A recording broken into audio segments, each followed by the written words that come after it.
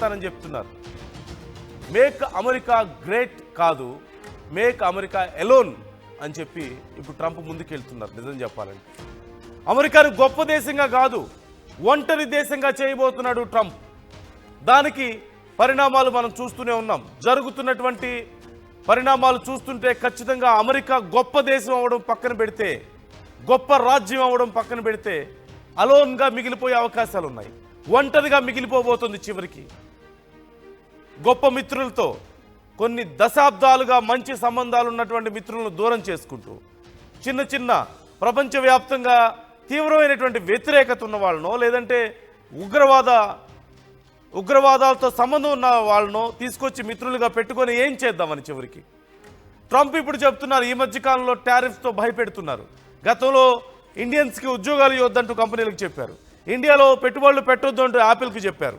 అలాగే ఇప్పుడు అక్కడ ఉన్నటువంటి దిగ్గజ కంపెనీలకు, అక్కడ ఉన్నటువంటి అమెరికాలో ఉన్నటువంటి దిగ్గజ కంపెనీలకు ట్రంప్ చెప్తున్న మాట, ఇతర దేశాల వాళ్ళకు ఉద్యోగాలు ఇవ్వద్దు, ముఖ్యంగా భారతీయులకు ఉద్యోగాలు ఇవ్వద్దు, అమెరికా వాళ్ళకే ఉద్యోగాలు ఇవ్వండి, ఇక్కడ వాళ్ళకే ఉద్యోగాలు కల్పించండి అంటూ ఆయన మాట్లాడుతున్నటువంటి మాటలు ఇప్పుడు మరొకసారి కేవలం భారతదేశానికే కాదు, ప్రపంచవ్యాప్తంగా అన్ని దేశాల నుంచి వ్యతిరేకతను మూటగట్టుకుంటుంది. ప్రపంచంలో అమెరికా మరొకసారి ఒంటరిగా మిగలబోతోందా అనేటువంటి సందేహాలు వ్యక్తమవుతున్నాయి. ఇలాగే కొనసాగితే ఖచ్చితంగా అదే జరగబోతోంది. America is not going to become great, America is going to become alone. ప్రపంచ దేశాల నుంచి ఒంటరిగా ఉండబోతోంది ఖచ్చితంగా అమెరికా. ఇప్పటికే అన్ని దేశాల నుంచి వ్యతిరేకత, ఎప్పుడు ఎవరితో కయ్యం పెట్టుకుంటారో తెలియదు, ఎప్పుడు ఎవరితో ఫ్రెండ్షిప్ చేస్తారో తెలియదు, ఎలాంటి అవసరం లేకుండా, ఎలాంటి బలమైన కారణాలు లేకుండా గొప్ప మిత్రులతో, శాంతిని కోరుకునేటువంటి మిత్రులతో, వెన్నుదన్నుగా నిలబడేటువంటి మిత్రులతో, గొప్ప వ్యాపార బాంధవ్యాలు ఉన్నటువంటి మిత్రులతో అనవసరంగా శత్రుత్వం పెంచుకోవడం, అలాగే టెర్రరిస్టులను పురిగొల్పేటువంటి దేశాలతో, టెర్రరిస్టులను ట్రైన్ చేసే దేశాలతో ఫ్రెండ్షిప్ చేయడం ఏంటిది? దేనికోసం ట్రంప్ ఇలా పరితపిస్తున్నారు? ఇవన్నీ చేస్తూ మళ్ళీ నోబెల్ శాంతి బహుమతి కావాలి నాకు అంటున్నాడు. ఎందుకు ఇవ్వాలి నోబెల్ శాంతి బహుమతి? ఎందుకు, దేనికోసం ఇవ్వాలి, ఏం చూసి ఇవ్వాలి? ప్రపంచ దేశాలను అతలాకుతలం చేయాలని చూస్తున్నందుక? ప్రపంచ దేశాల మీద టారిఫ్ అనే పేరుతో ఇప్పటికే నాకు బిజినెస్ టాక్టిక్స్ తెలుసు అని కాళ్ళ దగ్గరికి తెచ్చుకోవాలని ప్రయత్నాలు చేస్తూ చివరికి వాళ్ళకి శత్రువు అవుతున్నందుక? ఉగ్రవాద దేశాలకు ఆయుధాలు అమ్ముతున్నందుక? శాంతి కావాలి, శాంతిని నేను కుదురుస్తున్నాను అంటూ యుద్ధంలో పాల్గొంటున్నందుక? ఎన్నో దేశాల అధ్యక్షుల్ని లేకుండా చేసినందుక? ఎన్నో దేశాలను అగమ్యగోచరంగా మార్చినందుక? రాజకీయాలకు కానీ అన్ని దేశాల ఆయా దేశాల్లో ఉన్నటువంటి పరిస్థితులను కానీ దేనికి ఇవ్వాలి శాంతి బహుమతి? ఇప్పుడు దేనికోసం ఈ పరితపిస్తున్నారు ఇంతగా? భారతదేశం మీద ఎందుకు ఇంత కక్ష?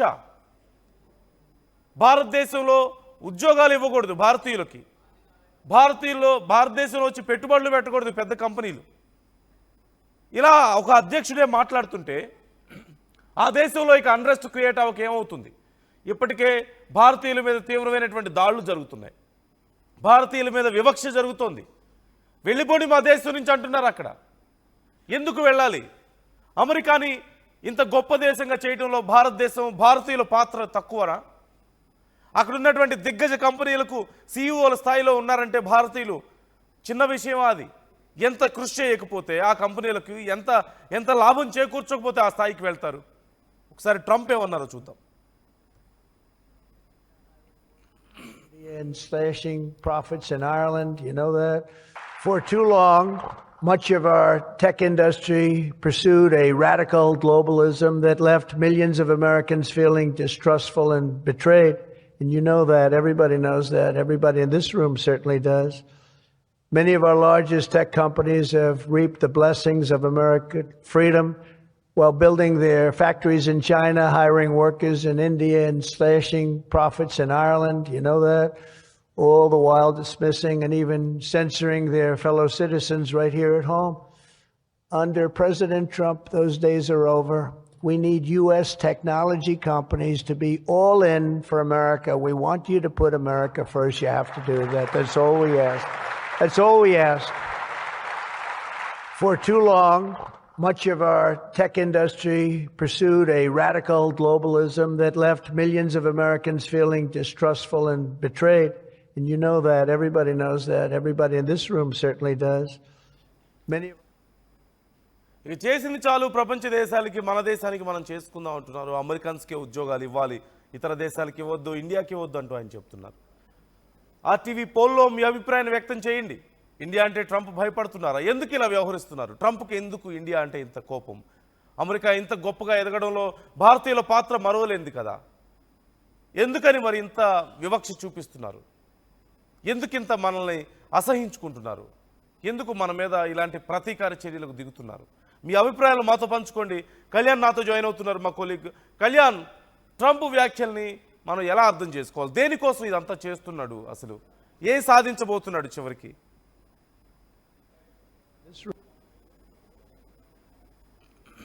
సంబంధించిన ఒక సమ్మిట్ లో ట్రంప్ పాల్గొన్నప్పుడు అక్కడ ఆయన అమెరికన్ కంపెనీస్ ని ఉద్దేశించి ఒక మాట ఏం చెప్పాడంటే, మన నేషనల్ ఇంట్రెస్ట్ ని మనం దృష్టిలో పెట్టుకొని మనం ఆర్టిఫిషియల్ ఇంటెలిజెన్స్ మిగతా ఫాస్ట్ గ్రోయింగ్ ఫీల్డ్స్ ఏవైతున్నాయో ఆ ఫీల్డ్స్ అన్నిటికి సంబంధించిన వాటికి ఓన్లీ అమెరికాకి సంబంధించిన ప్రొఫెషనల్స్ ని మాత్రమే తీసుకోవాలి.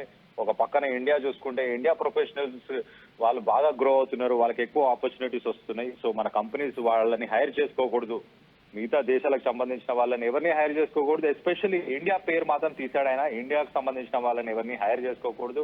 సో ఈవెన్ యూనివర్సిటీస్ లో కూడా కొత్త రూల్స్ తీసుకొస్తున్నాడు. ఇంటర్నేషనల్ స్టూడెంట్స్ ని తీసుకునే దాంట్లో కూడా ఆయన కొత్త రూల్స్ తీసుకొస్తున్నాడు. అండ్ ఇప్పుడు జాబ్స్ మీద పడ్డాడు, జాబ్స్ కూడా ఇవ్వద్దు అంటున్నాడు.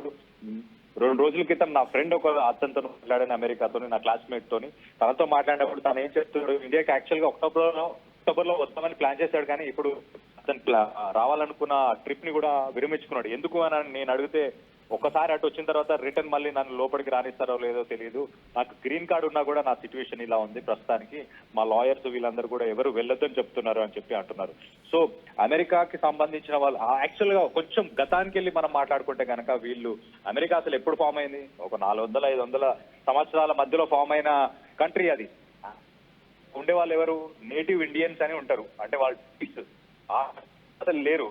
ఇప్పుడు ఈ ట్రంప్ లాంటి వాళ్ళు 400 కింద వీళ్ళ తాత ముత్తాతలు వీళ్ళందరూ వచ్చి ఆడ కూర్చొని ఇదంతా మాట్లాడుతున్నారు. యాక్చువల్లీ వాళ్ళే వలసదారులు, అంటే వాళ్ళే వలసపోయారు. యూరోపియన్ కంట్రీస్ నుంచి కావచ్చు, వేరే కంట్రీస్ నుంచి వీళ్ళంతా. ట్రంప్ కానీ ట్రంప్ అసలు నాట్ అమెరికన్, ఆయన ఇండియన్, అసలు ఆయనే కాదు ఆయన. సో తన భార్యనే కాదు, కానీ మనోడు ఏంటంటే, మనోడిది ఈ క్యారెక్టర్. అన్ని నిజాలు తెలిసినా కూడా ఏం చేస్తాడంటే ప్రెషర్ బిల్డ్ చేయడానికి కంపెనీస్ మీద.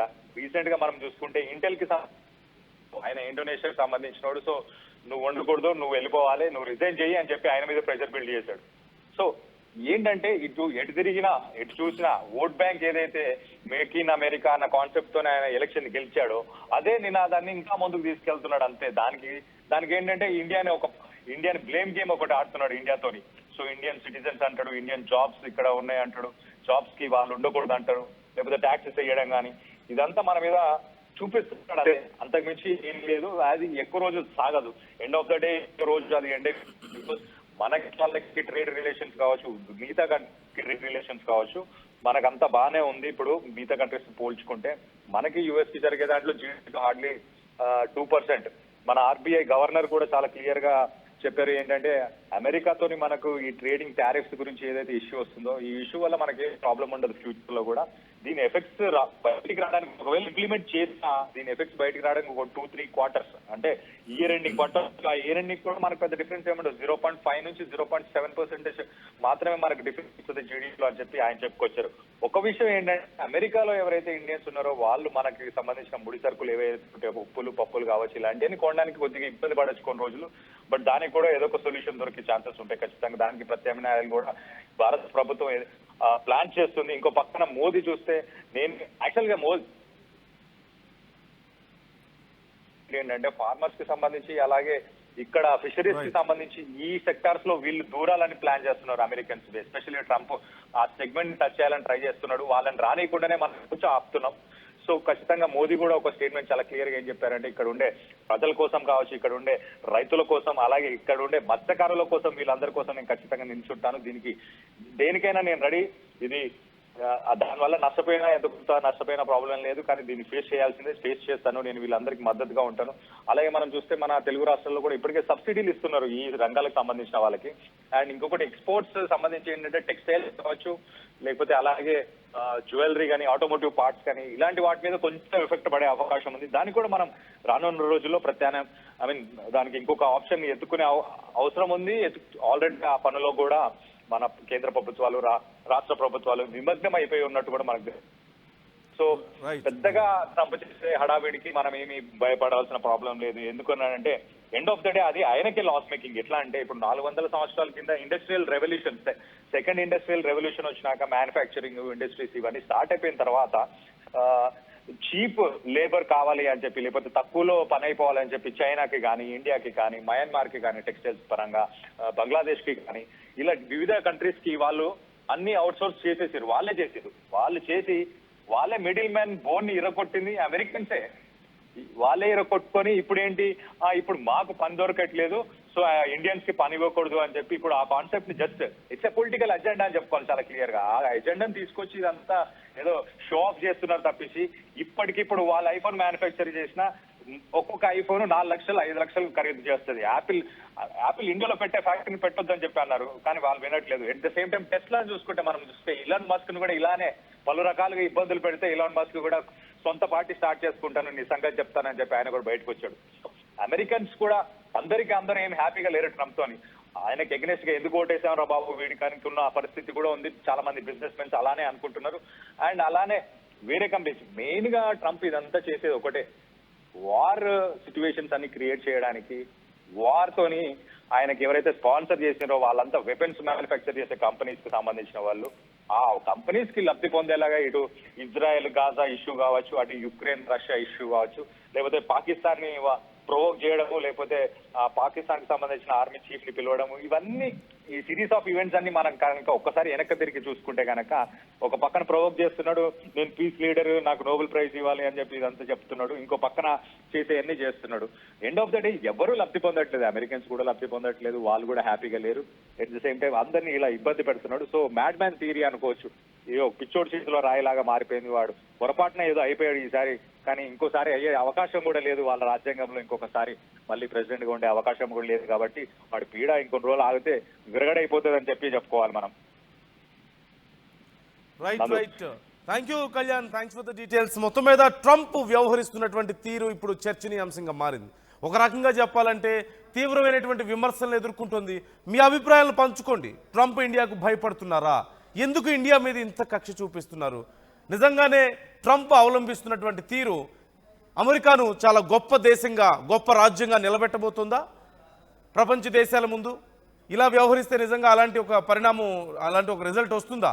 మీ అభిప్రాయాలు మాతో పంచుకోండి. చాలామంది కామెంట్స్ చేస్తున్నారు, నేను కామెంట్స్ కూడా చదవబోతున్నాను. బట్ బిఫోర్ దాట్, అసలు ట్రంప్ చేస్తున్నటువంటి పరిణామాల వల్ల, ఈ మధ్య జరుగుతున్నటువంటి పరిణామాలు చూస్తే దానివల్ల ఉపయోగం ఏముంది, ఏం జరిగింది అనేది మాత్రం చాలా కీలకంగా మారుతుంది. ఖచ్చితంగా చూడొచ్చు. యుద్ధంలో వెళ్ళి ఏలు పెడుతున్నారు, జరిగింది ఏమీ లేదు. రష్యాని కంట్రోల్ చేస్తానని చెప్పారు, ఏమీ చేయలేకపోయారు. బ్రిక్స్ దేశాల సదస్సు అప్పుడు టారిఫ్స్ విషయంలో నేను భయపెడతాను, మీరు డాలర్ని తొక్కేసే ప్రయత్నం చేస్తున్నారు అన్నారు. చివరికి బ్రెజిల్ లాంటి దేశాలు కూడా అమెరికాను బెదిరించే స్థాయికి వచ్చాయి. ఏం చేసుకుంటావో చేసుకో అని చెప్పి మాట్లాడే స్థాయికి మనం చూస్తున్నాం. ఇరాన్ లాంటి దేశాలు, ఇజ్రాయెల్ ఇరాన్కి యుద్ధం జరుగుతుంటే మధ్యలో వెళ్ళారు, ఇరాన్ మీద దాడులు చేశారు. ఇరాన్ తిరిగి అమెరికా పోస్టుల మీద దాడి చేసింది. నేను వెళ్ళి మొత్తం ఆపేశాను యుద్ధం అన్నారు. తర్వాత ఏం జరిగింది? నిజంగా ఇమీడియట్గా యుద్ధం ఆగిందా? ట్రంప్ చెప్పిన వెంటనే ఆగలేదు. అమెరికా పోస్టుల మీద తిరిగి ఇరాన్ దాడి చేస్తే కూడా మళ్ళీ ఏం చేయలేని పరిస్థితులు అక్కడ ఉన్నారు. ఏం సాధించారు చివరికి ఇన్వాల్వ్ అయ్యి యుద్ధంలో? నిజం చెప్పాలంటే ఇజ్రాయెల్కి అప్పటి వరకు తుపాకులు ఇస్తున్నారు, గన్స్ ఇస్తున్నారు, బాంబులు ఇస్తున్నారు, అన్నీ ఇస్తున్నారు కదా. ఇజ్రాయెల్ ఏం చేయగలిగింది? మరోవైపు మనం చూస్తున్నాం, రష్యాని భయపెట్టేస్తాను నేనని చెప్పేసి అంటున్నారు. ఉక్రెయిన్ విషయంలో అలాగే చేశారు. ఉక్రెయిన్కి మొదట్లో ఉన్నటువంటి ఒప్పందాన్ని క్యాన్సిల్ చేసుకున్నారు, గతంలో వాళ్ళకి సప్లై చేసేటువంటి అమ్యునేషన్ని. తర్వాత మళ్ళీ ఇస్తున్నామన్నారు. ఉక్రెయిన్ అధ్యక్షుని పిలిచి దారుణంగా అవమానించారు. పాకిస్తాన్ సైనికాధ్యక్షుని తీసుకొచ్చి మునీర్ని కూర్చోబెట్టి అక్కడ మన రాజమర్యాదలు చేస్తున్నారు. ఒక ఉగ్రవాదిని తీసుకొచ్చి కూర్చోబెట్టినట్లే కదా. ఒక ఉగ్రవాదిని తీసుకొచ్చి వైట్ హౌస్లో కూర్చోబెట్టి, ఒక అధ్యక్షుడి స్థానంలో కూర్చోబెట్టి మర్యాదలు చేసి ఏం సాధిద్దామని, ప్రపంచ దేశాలకు ఏం నిరూపిద్దామని. పాకిస్తాన్లో ఇప్పుడు ఆయిల్ నిల్వలు పెంచుతాను, అవసరమైతే రేపు ఇండియాకు అమ్ముతుంది పాకిస్తాన్ అని చెప్పి మాట్లాడుతున్నారు. పాకిస్తాన్ నుంచి కొనాల్సిన కర్మ ఇండియాకి ఏమొచ్చింది? పాకిస్తాన్కి కనీసం ఇండియాలో ఉన్నటువంటి ఆయిల్ నిల్వల్లో 30% కూడా లేదు. ఇండియాకి ఏం కర్మ వచ్చింది పాకిస్తాన్ నుంచి కొనాల్సిన అవసరం? నిజంగా రేపు అవసరమైతే ఇప్పుడు రష్యా తక్కువ రేటుకి ఇస్తుంది, రష్యా దగ్గర నుంచి కొనొద్దు అని చెప్పేసి ఇండియా మీద టారిఫ్స్ పెంచారు. తీరా ఏం జరిగింది? రష్యా ఇంకా తక్కువకి ఇస్తాను తీసుకోండి అని చెప్పి ఇండియాకి ఆఫర్ చేసింది. రష్యాకి ఇండియాకి మధ్యలో మరింత బలం ఏర్పడింది, ఫ్రెండ్షిప్ మరింత పెరిగింది. అమెరికా మేము పన్నులు విస్తాం, టారిఫ్స్ ఎక్కువ విధిస్తున్నాం అన్నారు. ఏమవుతుంది? చివరికి అమెరికానే నష్టపోతుంది. భారతీయులు అక్కడ ఉన్నారు, గొప్ప గొప్ప వాళ్ళు ఉన్నారు, సుందర్ పిచాయ్ లాంటి వాళ్ళు ఉన్నారు. లేదంటే గూగుల్ CEO మనం చూస్తున్నాం, సత్యనారాయణలో చూస్తున్నాం, మైక్రోసాఫ్ట్ సుందర్ పిచాయ్ని చూస్తున్నాం. ఇంతమంది గొప్ప గొప్ప వాళ్ళు ఉన్నారు, శంతను ఉన్నారు, అడోబ్, ఇంత గొప్ప వాళ్ళు ఉన్నారు. ఏ ఊరికే ఇచ్చారా తీసుకువెళ్ళి భారతీయులకు అంత స్థాయిలు? ఎంత కష్టపడితే ఇచ్చుంటారు? అక్కడ ఉన్నటువంటి భారతీయులు ఎంత ట్యాక్స్ పే చేస్తున్నారు ఎవ్రీ ఇయర్ అమెరికాకి? అవన్నీ అమెరికాకి కలిసి వచ్చే విషయాలు కాదా? భారతదేశం నుంచి ఎంత వ్యాపారం జరుగుతుంది, ఇక్కడి నుంచి బట్టలు వెళ్తున్నాయి, ఇక్కడి నుంచి కూరగాయలు వెళ్తున్నాయి.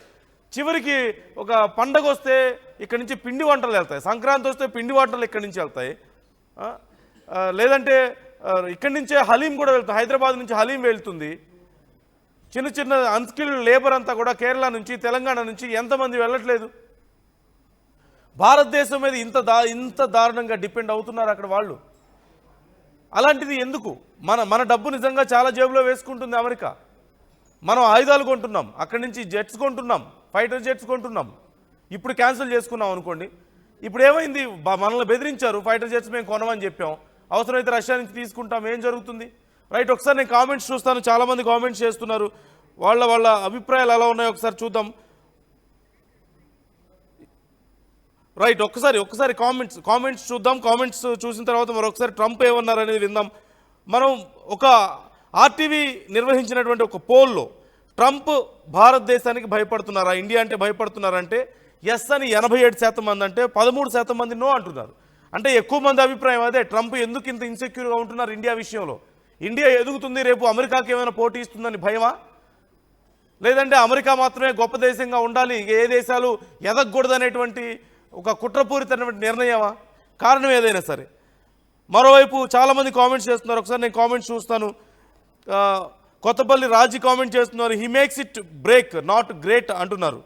అమెరికా చేసే పనుల వల్ల, ట్రంప్ చేసే పనుల వల్ల అమెరికా బ్రేక్ అవుతుంది తప్పితే గ్రేట్ అవుతుందని చెప్తున్నారు. మనోజ్ కుమార్ కామెంట్ చేస్తున్నారు, ట్రంప్ వేస్ట్ అని, యుఎస్ని నాశనం చేస్తాడంటున్నారు. అలాగే శ్రీనివాస్ కామెంట్ చేస్తున్నారు, ఇప్పటికైనా ఇండియన్స్ ఆలోచించుకోవాలి, మన దేశాన్ని మనం డెవలప్ చేసుకోవాలి, మన ఉత్పత్తులను మనమే తయారు చేసుకోవాలి, అమెరికా లాంటి దేశాలపైన ఆధారపడి ఎప్పుడు ఉండకూడదు. ఖచ్చితంగా ఈ విషయంలో బీజేపీ గవర్నమెంట్ని కొంత అప్రిషియేట్ చేయాల్సిన అవసరం ఉంది. మేక్ ఇన్ ఇండియా కార్యక్రమం ద్వారా, ఆత్మనిర్భర్ భారత్ అనే కార్యక్రమాల ద్వారా మన సొంత గన్స్ మనం తయారు చేసుకుంటున్నాం, మన సొంతగా అమ్యునేషన్ తయారు చేసుకుంటున్నాం, మన సొంతగా రాకెట్స్ తయారు చేసుకుంటున్నాం, మన సొంతగా ఫైటర్ జెట్స్ని త్వరలో తయారు చేసుకునే స్థాయికి మనం వెళ్తున్నాం. ఖచ్చితంగా ఇది ఒక మంచి పరిణామంగానే మనం చూడాలి. మరోవైపు కడప మహేష్ కామెంట్ చేస్తున్నారు, సర్ గారు Apple company is going to keep Apple company in India country, some after Apple company keeping some comment నాకు క్లియర్గా అర్థం కాలేదు. బట్ యాపిల్ కంపెనీ విషయంలో చివరికి వాళ్ళు ఏం చేశారు? యాపిల్ కంపెనీని భారత్లో ఇన్వెస్ట్ చేయొద్దని చెప్పాడు. చివరికి ఏం చేశారు? భారత్లోనే ఇన్వెస్ట్ చేసింది యాపిల్ కంపెనీ వచ్చి. బిజినెసే ఇంపార్టెంట్ కదా వాళ్ళకి అల్టిమేట్గా, మనం చూస్తున్నాం. రైట్, తర్వాత ఎం కోబ్రా అనే వ్యక్తి కామెంట్ చేస్తున్నారు, వేస్ట్ ఫెలో ట్రంప్ అంటున్నారు. అలాగే ఇంకా చాలామంది కామెంట్స్ చేస్తున్నారు, మనం చూస్తూనే ఉన్నాం. ట్రంప్ ఖచ్చితంగా అమెరికాని నాశనం చేస్తున్నాడు, అతను ఏం చేస్తున్నాడు అతనికి అర్థం కావడం లేదు అనేటువంటి కామెంట్ చేస్తున్నారు. ఇలా అనేక కామెంట్స్ వస్తూనే ఉన్నాయి. మోదీజీ చేస్తున్నటువంటి మంచి పని అంటూ మరికొంతమంది కామెంట్స్ చేస్తున్నారు. ఓవరాల్గా ట్రంప్ వ్యవహరిస్తున్నటువంటి తీరు చర్చనీయాంశంగా మారింది. ట్రంప్ ఎందుకు చేస్తున్నాడు? ఇండియా మీద కోపమా? ఇండియా విషయంలో ఇన్సెక్యూరిటీయా? ప్రపంచ దేశాల్లో అన్ని ఇబ్బందులు పెట్టి, ప్రపంచ దేశాలను నానా అవస్థలు పెట్టి చివరికి నాకు నోబెల్ శాంతి బహుమతి కావాలంటే ఎక్కడి నుంచి వస్తుంది? ఎందుకు ఇవ్వాలి? చివరికి మునీర్ లాంటి వాళ్ళు, పాకిస్తాన్ లాంటి దేశాలు మాత్రమే సపోర్ట్ చేయాలి ట్రంప్ని. వాళ్లే చివరికి అసలైన మిత్రులు అంటూ ట్రంప్ రిలీజ్ అవుతున్నారా? భారతదేశం లాంటి గొప్ప మిత్రుల్ని కోల్పోయి భారతీయుల మీద ఇలాంటి పగ తీర్చుకొని అమెరికా డెవలప్మెంట్లో కీలక భాగస్వామిగా ఉన్నటువంటి భారతీయుల మీద ఇలా ఎందుకు ప్రవర్తిస్తున్నారు అనేది చాలా కీలక అంశం. మీ అభిప్రాయాలు మాతో పంచుకోండి, కామెంట్ చేయండి. ఒకసారి ట్రంప్ ఏమన్నాడో మరోసారి విందాం. For too long, much of our tech industry pursued a radical globalism that left millions of Americans feeling distrustful and betrayed. And you know that. Everybody knows that. Everybody in this room certainly does. Many of our largest tech companies have reaped the blessings of American freedom while building their factories in China, hiring workers in India, and slashing profits in Ireland. You know that. All the while dismissing and even censoring their fellow citizens right here at home. Under President Trump, those days are over. We need U.S. technology companies to be all in for America. We want you to put America first. You have to do that. That's all we ask. That's all we ask. For too long, much of our